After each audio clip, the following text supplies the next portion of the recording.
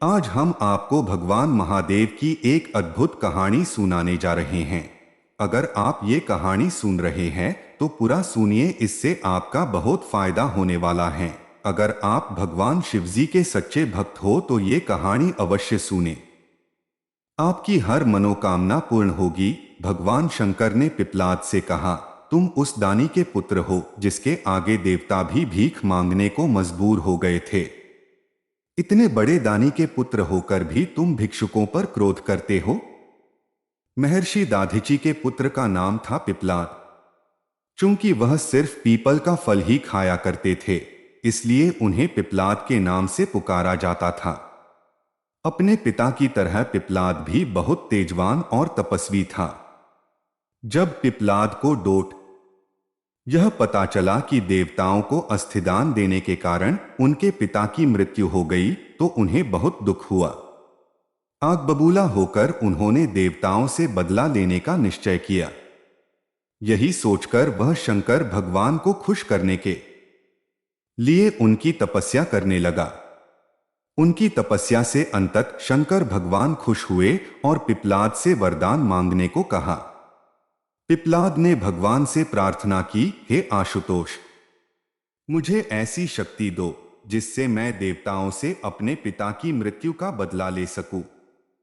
भगवान शंकर तथास्तु कहकर अंतर्ध्यान हो गए।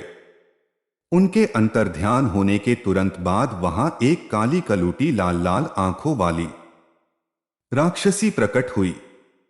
उसने पिपलाद से पूछा, स्वामी आज्ञा दीजिए, मुझे क्या करना है। पिपलाद ने गुस्से में कहा, सभी देवताओं को मार डालो। आदेश मिलते ही राक्षसी पिपलाद की तरफ झपट पड़ी। पिपलाद अचंभित हो चीख पड़ा, यह क्या कर रही हो। इस पर राक्षसी ने कहा, स्वामी अभी अभी आपने ही तो मुझे आदेश दिया है कि सभी देवताओं को मार डालो। मुझे तो सृष्टि के हर कण में किसी न किसी का वास नजर आता है।